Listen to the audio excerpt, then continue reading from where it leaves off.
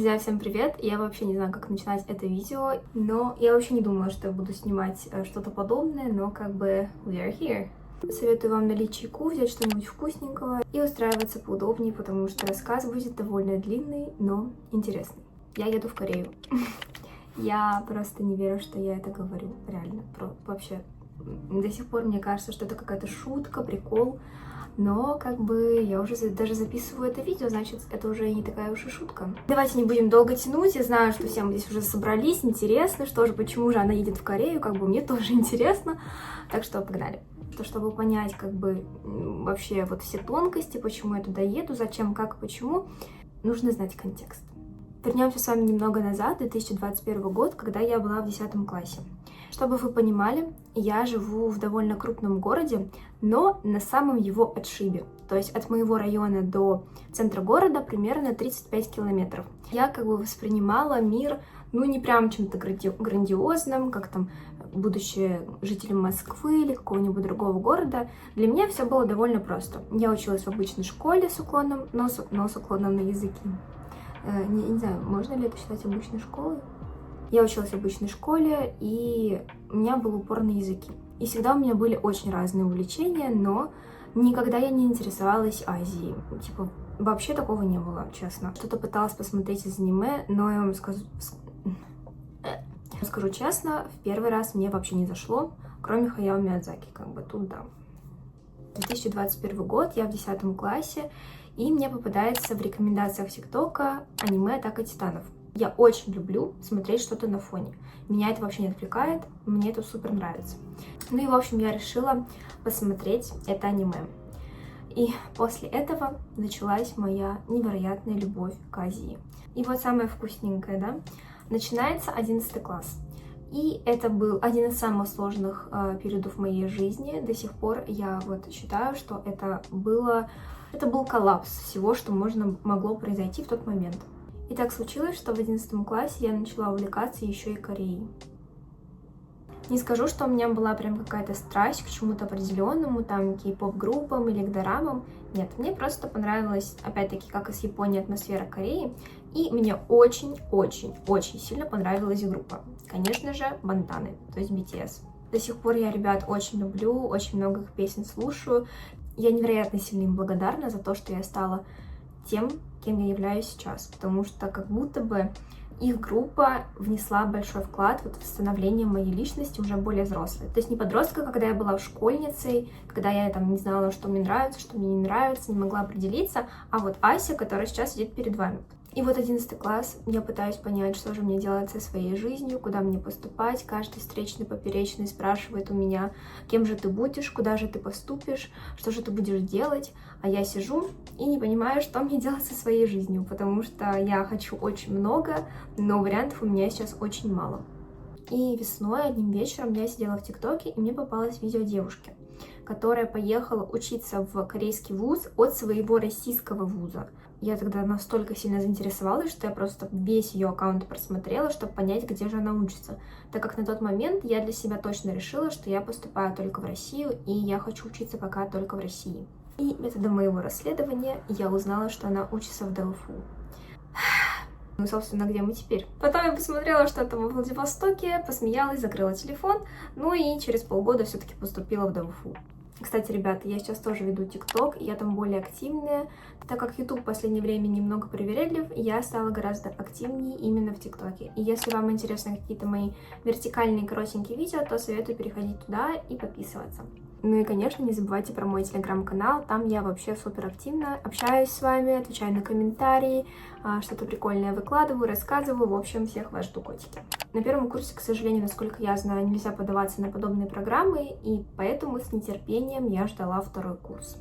Весной на первом курсе мы постоянно обсуждали с девочками из команды, что вот, можно поехать учиться в Южную Корею, как это круто, вау!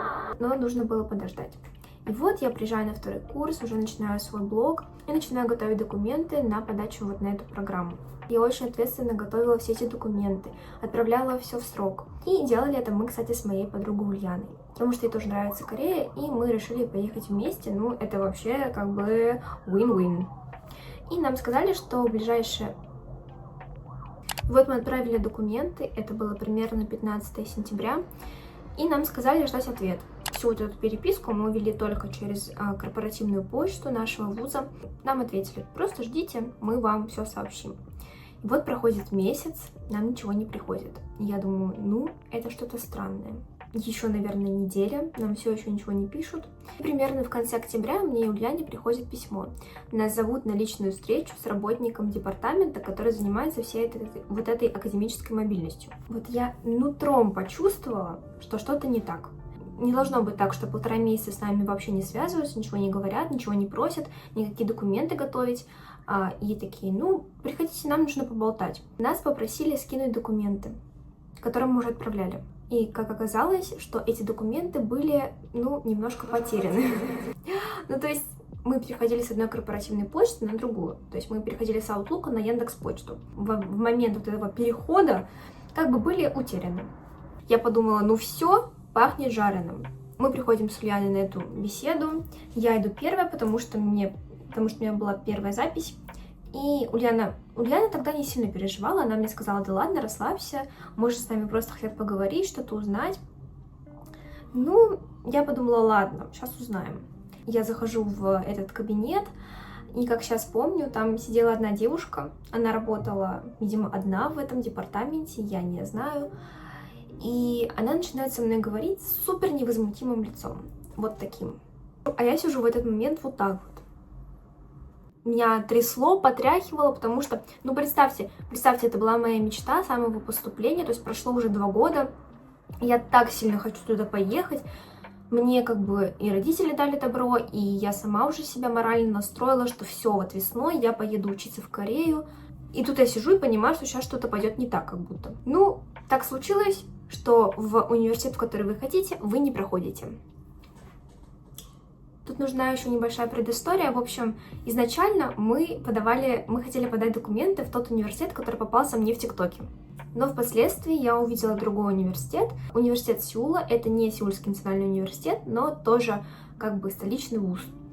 И мы решили подать туда. В последний момент мы приоритетом поставили именно его. Девушка мне говорит: к сожалению, вы не можете туда поехать. Представьте мое состояние тогда. Мне уже этот мир... Я начинаю спрашивать: а что случилось? И на что мне выкатывают просто супер ответ: ну, мы не смогли связаться с корейским вузом. I'm sorry, what? Надо было видеть мои глаза в тот момент, которые были вот, ну, реально вот такие. Как до сих пор эта тайна покрыта мраком, лично для меня. Я не понимаю вообще. То есть вариантов никаких нет? Она говорит: ну, нет, получается, что нет. Я выхожу из этого кабинета, просто уже начинаю реветь, мне становится очень обидно, что из-за такой ерунды мы не сможем поехать с Ульяной вместе. Ну, она зашла, ей сказали, в принципе, все то же самое, но когда она спросила, точно никаких вариантов нет, девушка сделала вот так. Их 0. Какой это окей? Это, между прочим, не окей! Это очко! Чувствуете, да, какое у нас было чудесное настроение? В этот день я была настолько возмущена вот этой ситуацией, что я решила, что нужно брать быка за рога и как бы действовать самой. Я попросила своего однокурсника, он из Республики Корея, чтобы он попросил свою маму, которая сейчас находилась в Корее, позвонить в университет, который нам нужен, и спросить, не нашли ли там наши документы. Она сначала позвонила случайно в Сеульский национальный университет, потому что спутала вот University of Seoul и Seoul National University. И то есть в Сеульском национальном университете искали 2 россиянок, от которых они вообще знать не знали. Но в итоге она дозвонилась туда, куда нужно, и ей сообщили, что как бы никаких документов им вообще не поступало, ничего не было. Ну, понятно, что их не было, потому что мы их не отправляли, потому что нам ничего не сказали об этом. Мы отправили кучу имейлов, нам на них ответили, и уже мы напрямую общались с университетом, которые великодушно сказали, что у нас есть только одно место на весенний семестр, и поэтому, если хотите, ну, кто-то подавайте. Ульяна сразу отказалась, потому что она никогда не была за границей раньше, и как бы ей было страшно ехать, ну, и я, потому что я точно знала, что я хочу ехать с Ульяной, поплакала, расстроилась и подумала, что нужно делать что-то дальше. Я не говорю, что ДВФУ плохой, ни в коем случае, но везде бывает такое, что есть вот какие-то кадры, которые не так как бы прям ответственно работают или не так ответственно подходят к работе, и как бы такое может быть. Главное не ставить на этом крест и не думаю, что больше ничего не получится, больше пытаться не буду. Нет, так нельзя. Я вам уже говорила, что нужно вот как бы смотреть, нужно следить просто за всеми процессами самостоятельно, а не так, как я тогда отправила документы и ждала у моря погоды. Дальше был интересный этап в моей жизни, когда происходили тоже какие-то изменения, и была возможность поехать немного в другое место, но сейчас не об этом. И вот наступает 3-й курс, и мы вновь начинаем думать о Корее и об учебе там. Потому что многие наши однокурсники уже успели съездить и в Южную Корею, и в Китай, и в Японию, и мы подумали, почему бы нам не попробовать второй раз. Мы очень хотели поехать весной, но потом размышляли, что учеба на международных отношениях все-таки довольно сложная, и если у тебя будет плохой РАУ, напомню, общаги у тебя не будет. Поэтому мы решили, что поедем осенью 4-го курса. Если сейчас вот отмотать время и вернуться на 1-й курс или на 11 класс, я бы в жизни не подумала, что я поеду на 4-м курсе учиться куда-то по обмену, потому что 2 учебы и диплом. Ну, как бы... Тут иногда с одной учебой как бы сложно, а с 2 я пока не хочу об этом думать. И все началось в феврале 2025 года. На сайте есть перечень документов, там нужно сделать переводы, заверить их и отправить непосредственно уже в департамент. Самое крутое, что меня очень сильно успокоило, что весь департамент поменяли. Там новый состав, теперь не 1 сотрудник, как был тогда, а их несколько, и каждый на свое направление. Я помню, что заранее пришла в офис, чтобы поговорить и как бы объяснить свою ситуацию, что у меня уже есть такой травматичный опыт. Но мне сказали, что можно не переживать, все будет вообще супер, главное, покажите себя. И вот мы начали собирать документы. Я тогда не знала, получится, не получится, то есть я просто делала, что от меня требовалось. Кстати, чтобы видео было более интересным, я с самого начала записывала фрагменты со всех важных дат, когда мы что-то отправляли, куда-то писали, что-то нам приходило, поэтому я буду вставлять это все параллельно с моим рассказом. И в университеты вам нужно поставить 3 приоритетных места, куда вы хотите поехать. Конечно, мы хотели поехать вместе, поэтому мы поставили одинаковые приоритеты. И первым, конечно же, был университет, из-за которого я узнала о ДВФУ. Это был Dankook University. Он находится недалеко от Сеула, в пригороде Йонин, и он нам так сильно понравился, там много разных преимуществ, что мы решили все. В этот раз мы точно как бы подаем туда. Наверное, 2 недели мы ждали результаты, то есть прошли ли мы первый отбор, понравилась ли им наша заявка или нет. И вот нам пришло письмо: ребята, готовьтесь к собеседованию. Собеседование было где-то в середине марта, и о нем я узнала буквально за день. Нам написали вроде во вторник, и в среду у меня уже было собеседование. Несмотря на это, я весь вечер потратила на то, чтобы подготовиться к этому собеседованию. Всем хай-хай. Хочу просто, знаете, для себя записать, что я тут бормочу, что я тут рассказываю. Погнали. 21살입니다. 지금은 3년 있고 국제관계학과에서 공부하고 있습니다. 극동연방대학교에서 공부하려고 2년 전에 저는 러시아 남쪽에서 블라디보스토크로 시작했습니다. First and priority goal is to immerse myself into Korean ambience, into Korean culture, to communicate as much as I can with Koreans, to improve my skills as I'm an international relations student.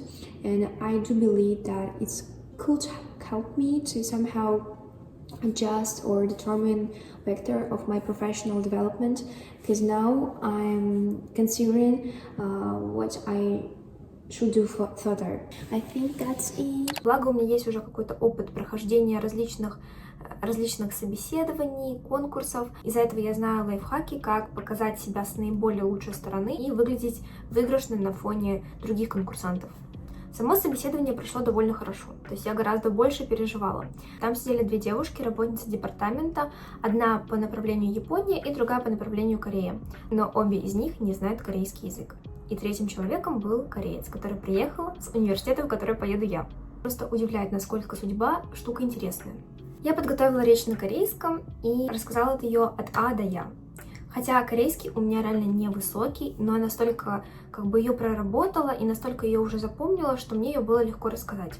После моей речи Девушки были очень впечатлены, и они сказали, точно ли ты хочешь в этот университет? Может, ты выберешь что-нибудь покруче? Данкук не входит в как бы лигу плюща корейских вузов. Он считается хорошим, но не топовым. Не плохим, не крутым, просто хороший университет, но за то, что там учился Джи Чонук, туда можно баллов накинуть. Но я сказала, нет, я очень хочу именно туда, я оставляю именно вот этот университет. Один из главных советов, ребята, если будете приходить на что-то подобное, изучайте информацию заранее. Нужно знать, почему вы хотите туда, почему именно вы. И на все эти вопросы у меня были ответы. У них не осталось ко мне вопросов. У Ульяны тоже прошло интервью очень хорошо, поэтому мы особо не переживали. Но все равно немножко, конечно, было волнительно. Спустя еще недели-две нам приходит ответ, что вы выбраны для прохождения стажировки в Данкук University. И мы прошли туда обе. Мы настолько были счастливы, что наконец после вот этого неудачного, ужасного, негативного опыта мы прошли именно ДВФУшный этап и можем наконец уже готовиться к поступлению в корейский университет. Ребята, но тут начинается самая такая интересная часть. Нам поставили дедлайн, до которого нам нужно отправить все документы в Корею. Нам нужно было собрать кучу документов, но я вам скажу, какие были самые сложные. Это справка студента о том, что я учусь в ДОФУ, и заверение с апостилем. Конечно, это было несложно пойти в нотариус, отдать документы и сказать, пожалуйста, переведите, поставьте апостиль. Но не описать того расстройства, которое я испытала, когда мне назвали сумму, которую я должна заплатить, а именно 8 тысяч рублей. Возможно, или это стоило 12. Ну, в общем, это была какая-то огромная сумма, которую мы вообще не ожидали услышать. Я еще переспросила, типа, это на двоих? И женщина сказала, нет, это на одного человека. В общем, скрипя зубы, мы отдали эти деньги и ждали нашего перевода. Весь этот тайминг выпал на 9-10 мая, а дедлайн подачи документов было что-то типа 11-12. Ну, в общем, чуть-чуть после вот этих вот майских праздников. И нам сказали, ну, будем надеяться, что мы успеем перевести. Мы не знаем, как будет работать Министерство юстиции. Вторым сложным документом была выписка из банка. Нужно показать, что у тебя на счету лежит определенная сумма денег. В нашем случае это было около 6 тысяч долларов. Когда я увидела эту сумму, я вот так вот протерла глаза и подумала, может, я лишний ноль увидела, но нет. Но, к сожалению, лишнего нуля там не было, все было в порядке. Но, слава богу, мы успели подготовить все эти документы и вовремя их отправить. Все это нужно было самостоятельно загрузить на сайт университета корейского. Мы это делали буквально в последний день дедлайна. Сегодня 15 мая, и мы наконец-то отправили документы. Ну, как отправили, заполнили онлайн-заявку. Что нам теперь ответит университет, будем ждать. И помимо всего этого нужно отправить еще документы в Корею, а потом сделать визу. Я не знаю, сколько денег мы на все это потратим. И ко всему прочему, почему-то на моем компьютере 5 раз эта заявка вообще не загрузилась. То есть мне пришлось загружать все через компьютер Ульяны. Все мои друзья, которые знали, что я собираюсь ехать в Корею, уже поздравляли меня, говорили, давай, собирай чемоданы. После негативного опыта я думала, что вот пока я не получу приглашение от вуза, я не буду праздновать, я не буду радоваться. И вот уже был конец июня, я вовсю сдавала сессию, писала курсовую, и жизнь была тогда довольно активной, поэтому я как бы забивала свои мысли и особо не думала уже о Корее. Я решила, что приму любой исход, получится, не получится, в любом случае все будет так, как надо. И вот в один прекрасный день мне приходит заветное письмо, что вы зачислены в университет. Я сижу в университете, у меня последний учебный день в 6 семестре. Я сегодня закрываю большую часть предметов, в общем. И мне пришло письмо только что. Я не могу сейчас полностью радоваться, потому что в моей голове так много мыслей и переживаний, потому что это все 4-й курс. Короче... Но, честно, в этот момент я не была рада. Я была в каком-то подвешенном состоянии. Я начала думать о дипломе, о учебе на 4-м курсе. В общем, я очень сильно загрузила свой мозг. Из-за этого выброса дофамина я вообще не испытала. Я, конечно, была в шоке, но не могу сказать, что прочувствовала этот момент на все 100%. И все это усугубило то, что Ульяне не пришло письмо. То есть у нее ничего вообще не было, а подавала она документы раньше меня. Здесь я начала переживать просто x500. Я думала, да, ну как так возможно? Ну неужели нас не приняли? Нас заверили, что если вы документ отправили, то 99%, что вы уже приняты, просто им нужно подготовить документы. Но на следующий день Ульяне тоже пришло письмо. Тут я уже, конечно, была супер рада, но не осознавала вообще. Давай, смотри. Нету. Пришло письмо, что все.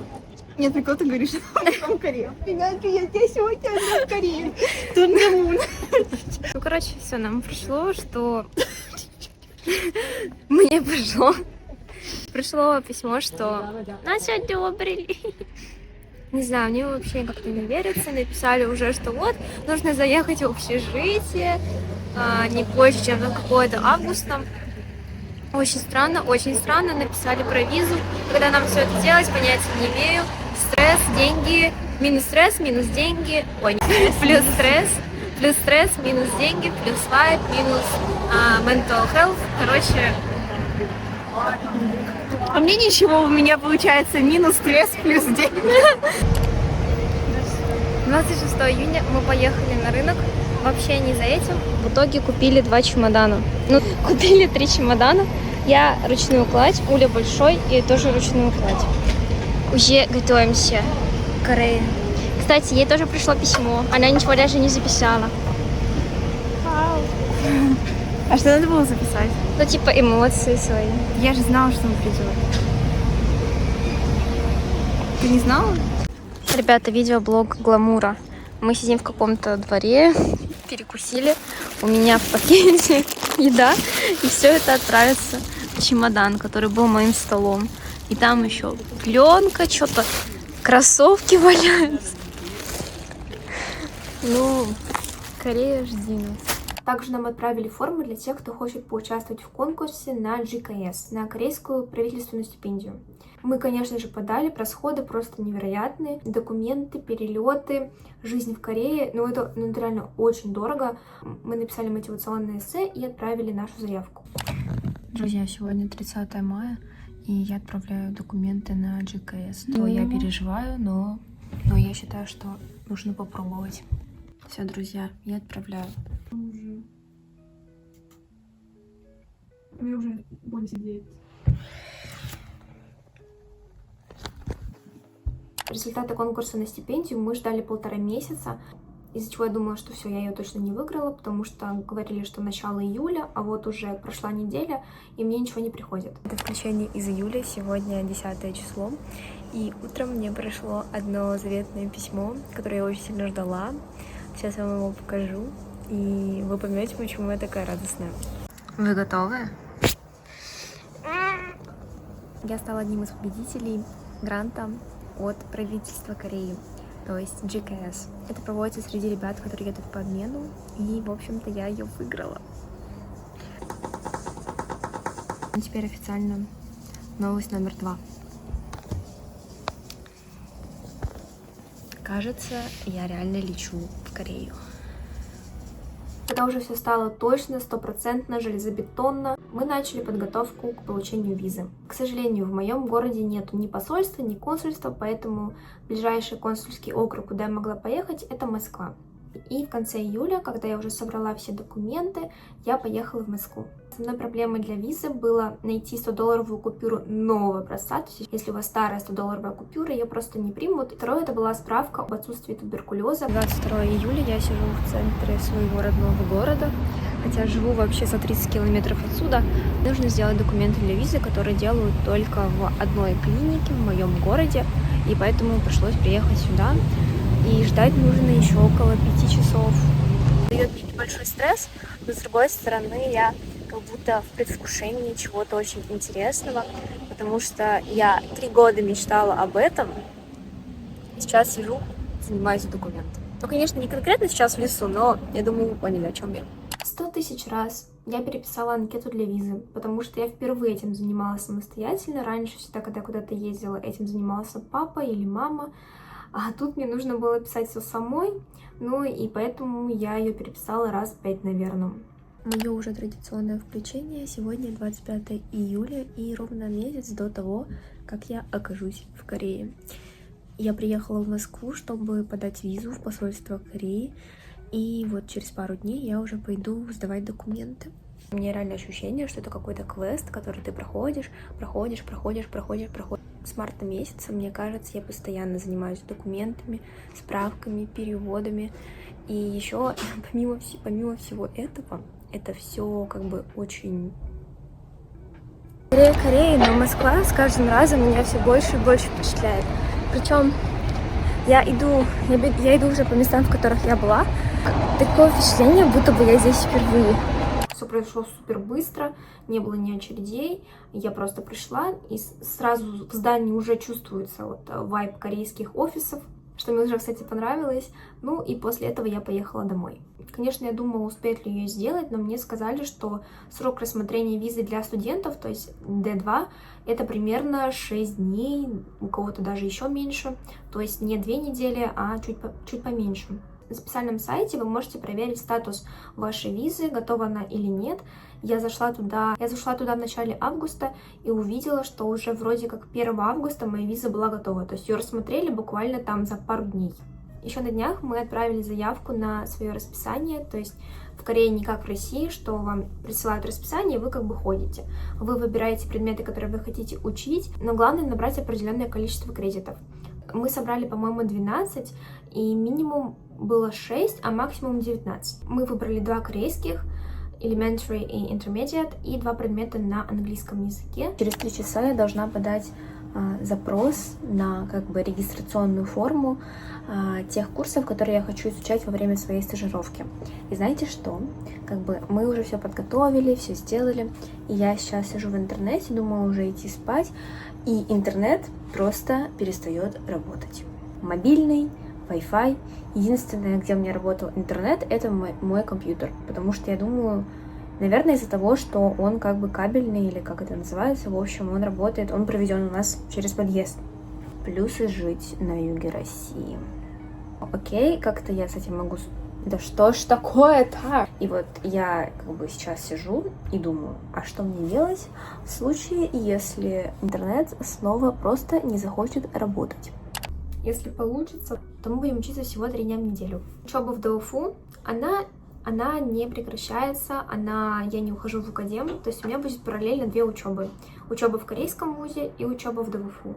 Пока я не представляю, как я буду учиться, закрывать 2 сессии, потому что просто учась в России я нормально-таки стрессовала. Хотя, честно признаюсь вам, многие преподаватели, они реально вообще лапочки. Но бывают очень строгие, очень принципиальные люди, которые, им не важно, что ты едешь на стажировку, что ты едешь учиться, получать знания. Им главное, чтобы ты знал их предмет, закрыл его, и мне реально нравится учиться, мне нравится весь процесс, мне нравится получать новые знания, и я хочу учиться хорошо и в Корее, и в России. Где-то 30 тысяч мы потратили на документы, то есть это переводы справок, виза. Общага в Корее будет стоить на 4 месяца 100 тысяч рублей. Я знаю, что эта общага гораздо хуже общаги в ДФУ. Пока я рассказала вам просто историю того, почему я вообще уезжаю учиться в Корею, Надеюсь, что вам было очень интересно. Через пару часов я уезжаю в Москву, чтобы получить визу и уже оттуда улететь в Корею. Даже так сложились карты, что я поеду до Сеула одна. У меня будет одна пересадка, то есть Москва-Пекин и Пекин-Сеул.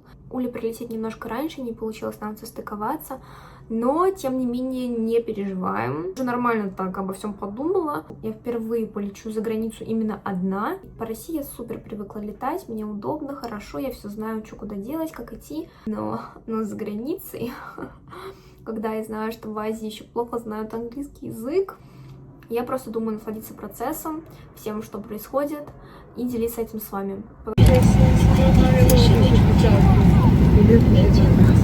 Моя цель — это показывать, что все реально. И девочка с района городского типа, офигеть, едет в Корею. Я говорю эти слова и вообще не могу понять, что это реально правда. Ребят, надеюсь, вам было интересно. Если есть какие-то вопросы, задавайте их обязательно в комментарии. Я постараюсь всем ответить. Я побежала собирать чемоданы. Всем пока-пока. Встретимся с вами уже в Корее. Это незапланированный момент видео, который я решила снять на детской площадке около кампуса. 27 июня я поеду в Корею. Честно говоря, я вообще не могу в это поверить. Это ощущается супер странно, как будто бы не со мной это происходит. Наверное, пафосно, но я действительно с очень небольшого района, довольно большого города. Я росла в пределах вот этого района, где почти все друг друга знают, и как-то мой мир ограничивался вот этими, не знаю, 20-15 километрами. И когда я переехала только в Владивосток, мне казалось, что это вообще невозможно. До сих пор друзья надо мной смеются, потому что я вот так вот говорю, типа, вот, я переехала за 9000 километров. Но действительно мой мозг этого вообще не... Он не может это осознать, как будто бы, да блин, да не может быть такого. Нельзя переставать мечтать. Ведь Корея для меня была мечтой с 2022 года. 3 года назад я подумала, что, блин, я хочу, и я сделаю все, что я могу для того, чтобы это осуществить. Я пыталась, у меня не получалось, были какие-то обстоятельства, которые просто мне не позволяли. Фраза «если ты мечтаешь о чем-то, то ты можешь это реализовать», как будто бы обретает смысл с каждым разом. И всегда мне казалось, что мои мечты — это что-то, нереальное для меня. Реально для каких-то других людей, которые живут там в другом месте, которые имеют другой бэкграунд. Но сейчас я начинаю понимать, что действительно, если ты о чем-то мечтаешь, значит, ты уже можешь это как-то реализовать. Особенно если это какая-то цель, а не просто даже мечта. Поэтому надеюсь, кому-то это будет полезно. И когда я только начинала мой блог, моей основной целью было как раз-таки вдохновлять других людей и показывать на своем примере, что все возможно. Ребята, мечтайте.